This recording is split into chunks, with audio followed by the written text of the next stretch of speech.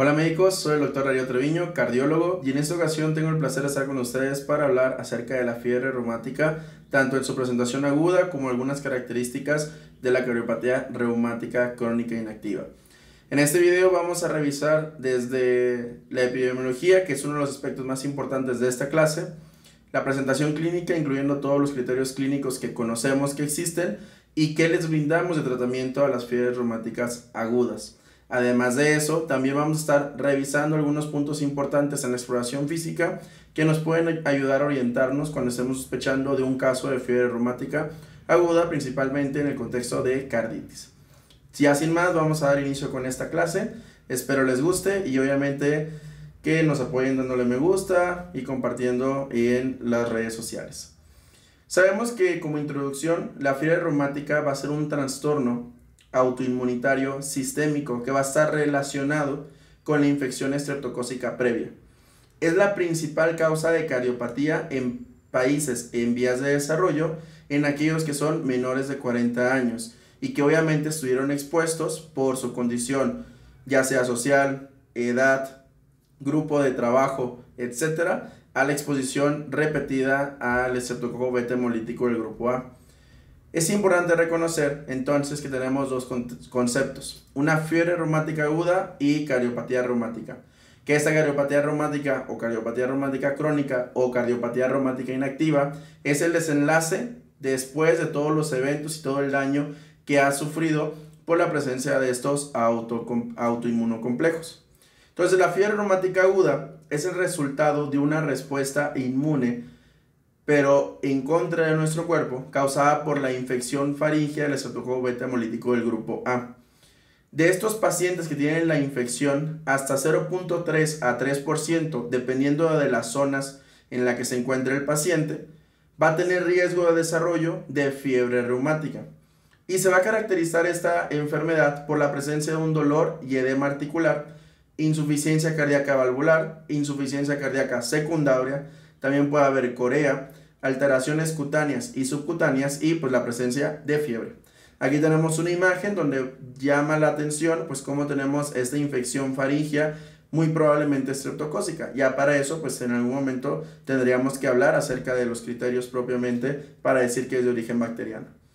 Por su contraparte, la fiebre reumática crónica es un daño crónico que se conoce como valvulopatía reumática y es la principal causa de mortalidad en nuestros pacientes.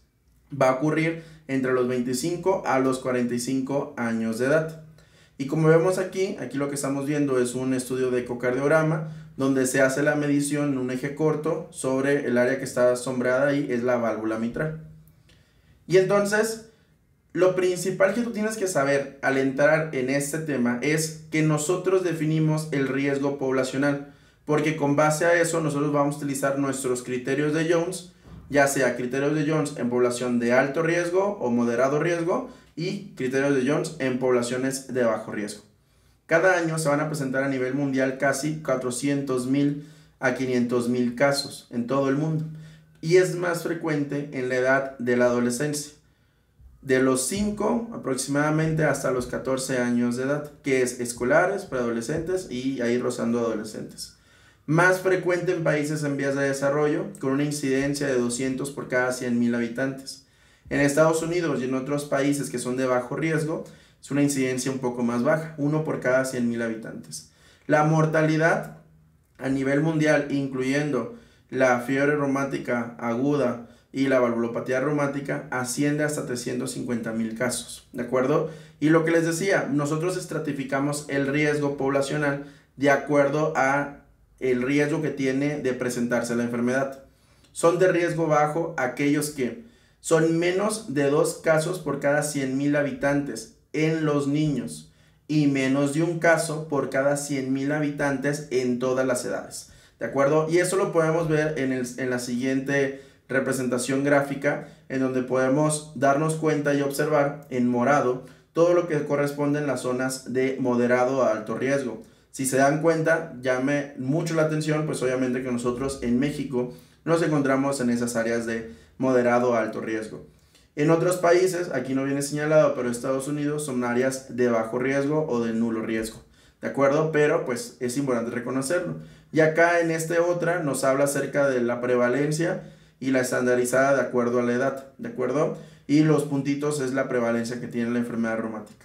Lo más importante, a mí lo que me gusta mucho de este esquema es que nos habla acerca de las áreas de moderado y de alto riesgo, porque eso es importante definirlas en el momento en el que nosotros estemos evaluando a los pacientes para determinar si vamos a utilizar ciertos criterios o vamos a utilizar otros criterios.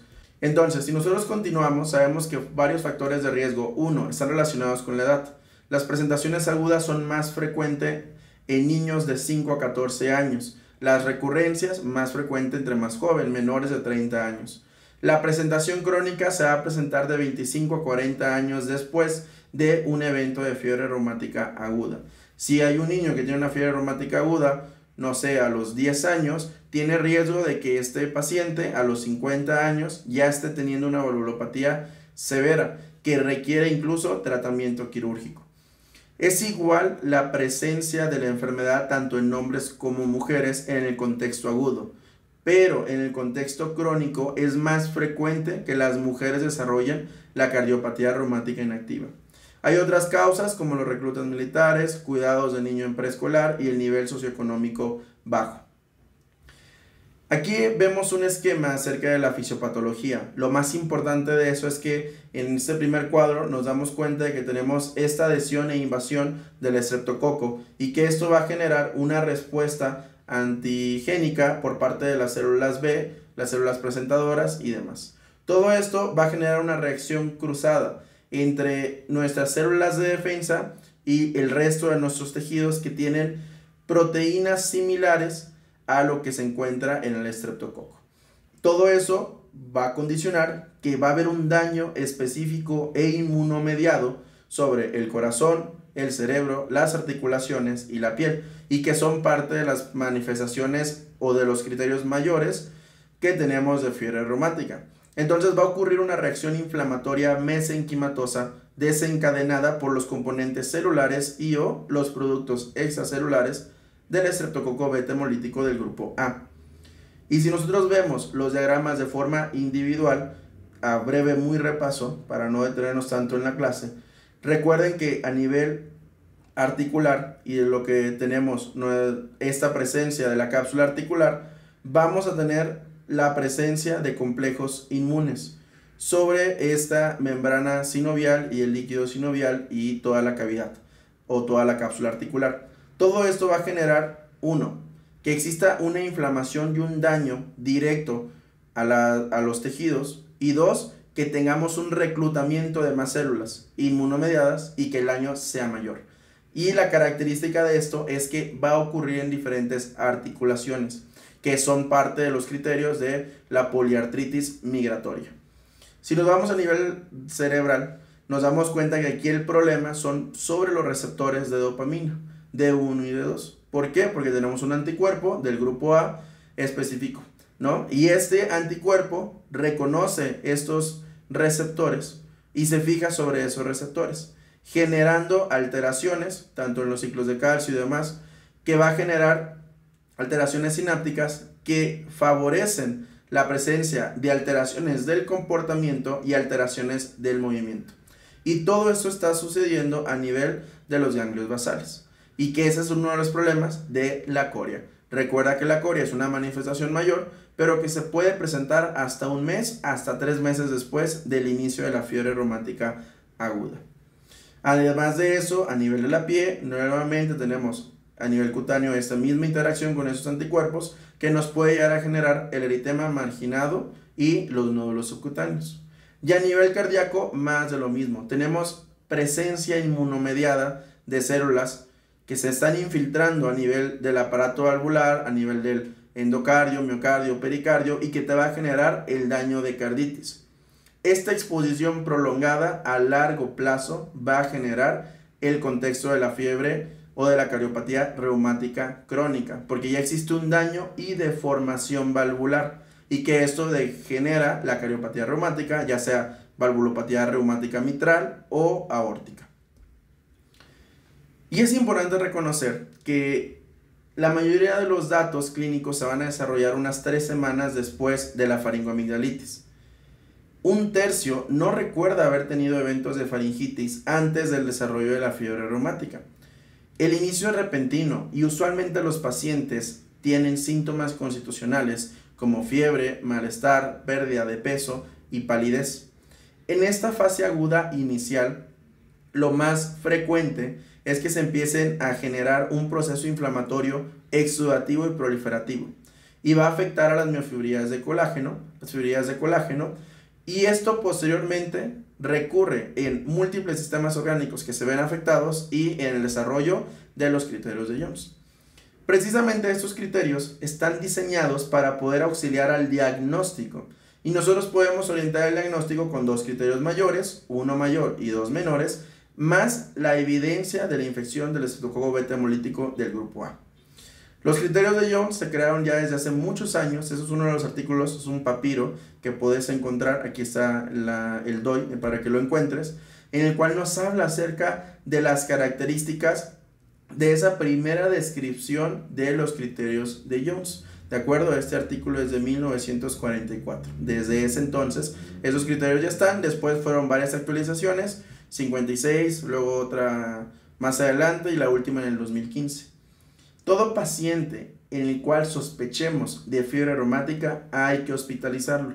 Y después de eso, vemos cuál es el riesgo principal de esto, de que desarrollen los pacientes carditis.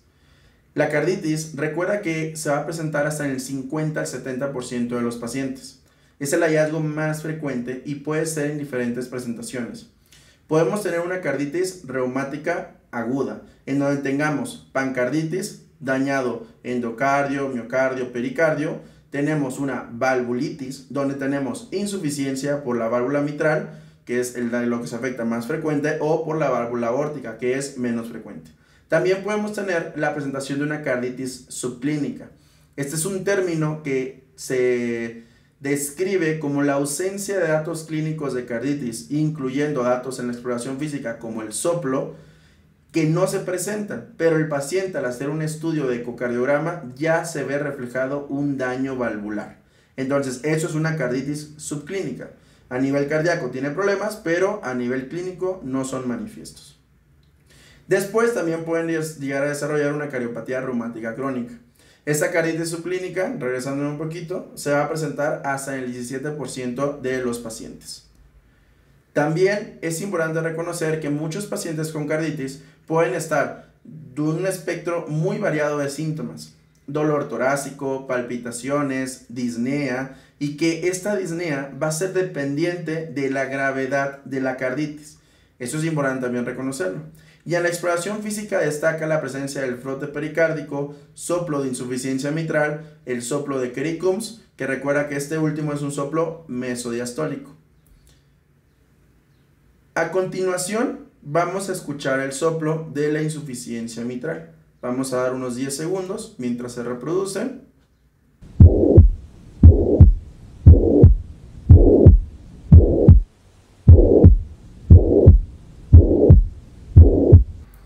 Entonces, recuerda que el soplo de la insuficiencia mitral es un soplo que es sistólico.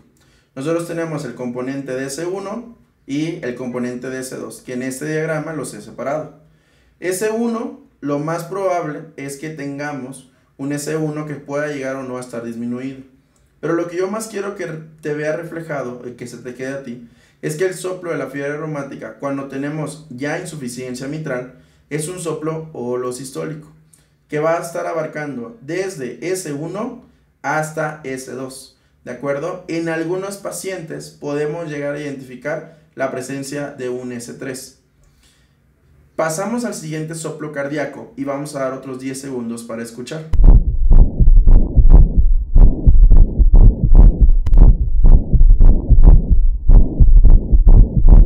Pasados estos 10 segundos, nos damos cuenta que este soplo comparte características que te podrían ayudar a identificarte un poquito más, o el sonido un poco, con lo que podría ser una estenosis mitral, ¿de acuerdo? Pero lo más importante de este soplo es que tiene dos características importantes. Uno es diastólico, es un soplo corto, grave, es mesodiastólico. y se ausculta mejor en el ápex. Puede acompañarse de un S3. Y lo más característico de esto es que los pacientes, la intensidad varía de un día a otro. ¿De acuerdo? Que eso es algo que se ve reflejado muchísimo a la hora de estar explorando a nuestro paciente. Además, es importante reconocer que, por ejemplo, nosotros en todos los pacientes que sospechemos de fiebre reumática tenemos que hacer un ecocardiograma con Doppler. La intención de hacer el ecocardiograma con Doppler es poder documentar si existen alteraciones valvulares que nos ayuden a integrar el diagnóstico de carditis o de carditis subclínica. También, a pesar de que no se sospecha de carditis, nosotros deberíamos de hacer un ecocardiograma. Y esta es una de las propuestas de las muchas que existen, de que en las primeras 12 semanas nosotros tenemos que estar haciendo estos ecocardiogramas. ¿Y qué es lo que yo busco? Pues yo voy a buscar datos ecocardiográficos de valvulitis. Si yo me voy sobre la válvula mitral, nosotros tenemos que buscar al menos que tengamos el chorro de la insuficiencia en 2 proyecciones, la longitud sea mayor de 2 centímetros, la velocidad supere los 3 metros sobre segundos y el chorro pansistólico sea en al menos varias proyecciones también. ¿De acuerdo? En la insuficiencia aórtica patológica son 2 proyecciones igual, el chorro pandiastólico en al menos una cubierta o que esté en una ventana correctamente, la velocidad máxima igual mayor de 3, pero aquí lo que cambia es la longitud del chorro. Por aquí nos conformamos con que sea mayor de 1 centímetro. Si nosotros vemos los cambios reumáticos a nivel dimensional, en 2D, nosotros tenemos que ver que la válvula mitral sufrió dilatación, se elongaron las cuerdas, hay ruptura de alguna cuerda tendinosa que ocasiona una insuficiencia mitral severa, hay prolapso o hay nodularidad de las cuerdas. Y los cambios crónicos que yo voy a buscar es el engrosamiento valvular, la fusión de las cuerdas, la restricción de las valvas, los abombamientos o la apertura endomo-diastólica que presentan y la calcificación, pero recuerda que no es una calcificación completa, sino son varios sitios de calcificación, principalmente donde están los nódulos o donde están las alteraciones. En la valvulitis reumática, los cambios ya en la válvula aórtica, ya sean agudos o crónicos, sean prolapso de las valvas, defecto de la captación, restricción del movimiento de las valvas y engrosamiento focal o irregular de las valvas. También es importante reconocer, aquí tenemos 2 esquemas acerca de una presentación de una válvula mitral en su presentación aguda y en su presentación crónica. Pero lo que más quiero que vean es este chorro regurgitante que se alcanza a observar. ¿De acuerdo? El electrocardiograma nos puede dar ciertos datos cuando tenemos un paciente con fiebre reumática, desde datos de pericarditis como descenso del PR, elevación del ST de forma difusa, datos de carditis como taquicardia en reposo, lesión del nodo AB, como prolongación también del intervalo ST. También podemos tener arritmias y bloqueos auriculoventriculares. En el electrocardiograma de abajo destaca la presencia de cambios de una elevación del ST que sugieren una pericarditis. Y acá les he puesto un cuadrito porque recuerda que muchos de estos pacientes van a ser pacientes pues relativamente muy jóvenes y en los cuales los rangos del intervalo PR que a lo mejor conocemos van a variar porque varía de acuerdo a la edad. Y este cuadro tiene la edad y el rango del intervalo PR que yo voy a estar buscando en mis pacientes. ¿De acuerdo? ¿Qué le damos a las carditis de tratamiento? Las carditis, usualmente el tratamiento va a ser con AINES o con ácido acetilsalicílico. Aquí vienen algunas de las dosis, siempre y cuando tengamos una carditis leve. Una carditis moderada severa es aquella donde tenemos un daño valvular grave, pero que no requiere cirugía todavía, o que tenemos datos clínicos de insuficiencia cardíaca, incluido su elevación de biomarcadores, etc. Para esto depende mucho de la literatura, pero en la mayoría se recomienda el uso de esteroides. Prednisona por vía oral, 2 miligramos kilo día, dosis máximas de 80 y descenso después de 2 a 3 semanas de inicio de tratamiento de forma paulatina. Y además, durante 12 semanas yo le voy a estar dando ácido acetilsalicílico de forma secundaria a nuestros pacientes. Estas son algunas de las indicaciones quirúrgicas, casi todas son acerca de insuficiencia o estenosis o valvulopatía que sea severa, sintomática o que tenga repercusión sobre la función ventricular izquierda. No nos vamos a detener en esto porque la realidad es que esto aquí nada más está la pantalla para el que lo quiera revisar ya más a detalle, pero es parte de los criterios quirúrgicos, se resumen en eso. Pacientes que tengan síntomas muy graves que no se están controlando con el tratamiento o que ya tengan cambios en la función ventricular. Y muy bien, hasta aquí nos vamos a quedar. Vamos a revisar los siguientes temas o los siguientes criterios de fiebre reumática en la siguiente presentación, incluyendo ya generalidades del tratamiento y del seguimiento. ¿De acuerdo? Soy el Dr. Darío Treviño, es tu Red Médica Blog. Espero te haya gustado, te haya servido y que por supuesto hayas aprendido algo nuevo. Nos vemos en la siguiente charla, en la parte 2 del video de fiebre reumática. Chao.